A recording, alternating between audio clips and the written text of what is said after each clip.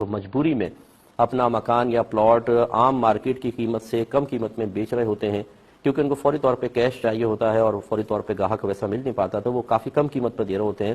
تو ایسے لوگوں سے وہ دکان، مکان یا پلاٹ خریدنا کیسا ہے؟ غالباً ان کا پوچھنے کا مقصد یہ ہے کہ ہم کیا اس کی اس مجبوری سے فائدہ اٹھا کر کم قیمت پہ خرید سکتے ہیں؟ یہ کوئی گناہ کی صورت تو نہیں بنتی؟ دیکھیں، مسئلہ یہ ہے کہ اس میں دو صورتیں ہیں، ایک ہے تقوی اور ایک ہے فتویٰ.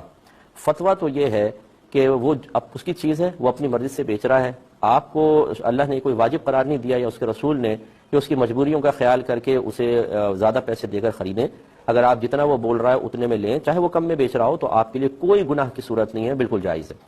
ورنہ تو پھر ہر جگہ ایسے ہونا چاہیے. بعض لوگ مجبوری کے تحت نہیں بیچ رہے ہوتے، لیکن ان کو مارکیٹ کا اندازہ نہیں ہوتا، وہ اپنی چیزیں سستی بیچ رہے ہوتے ہیں. تو کیا آپ ان کو پہلے آپ ہوشیار کریں گے کہ بھائی یہ بہت سستی بیچ رہے ہو، ہوشیار ہو جاؤ، بیوقوف نہ ہو، یہ آپ 1 لاکھ کی بیچ رہے ہو، یہ تو 3 لاکھ کی چیز ہے، لو 3 لاکھ لو مجھ سے. اگر آپ ایسے کرنے لگ جائیں گے تو پھر تو کبھی آپ نفع صحیح طریقے سے حاصل ہی نہیں کر سکتے.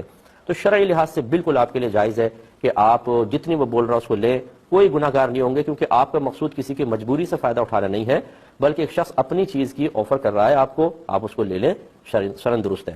اور تقوی یہ ہے، پیار محبت کا معاملہ، اور اللہ تعالیٰ کو زیادہ محبوب یہ ہوگا کہ آپ اس کی مجبوری کو نظر انداز کر کے اگر افورڈ کر سکتے ہیں تو تھوڑا زیادہ اس کو پیسے دیں، کہ وہ بیچارہ مجبوری میں اپنی قیمتی چیز بیچ رہا ہے. یقین بات ہے کہ مرضی سے نہیں بیچ رہا ہوگا، دل دکھ کر اور بہت تڑپ کے بیچ رہا ہوتا ہے بعض اوقات انسان. آپ تھوڑا سا زیادہ کر دیں، اس کا دل خوش ہو جائے گا، تو یہ آپ کے لیے ایک افضل چیز ہے، یہ تقویٰ ہے، فضیلت کا اور افضلیت کا باعث ہے، تو اچھی چیز ہے. لیکن اسی قیمت پہ اگر آپ لیں تو شرعاً کوئی حرج نہیں ہے، آپ لے سکتے ہیں.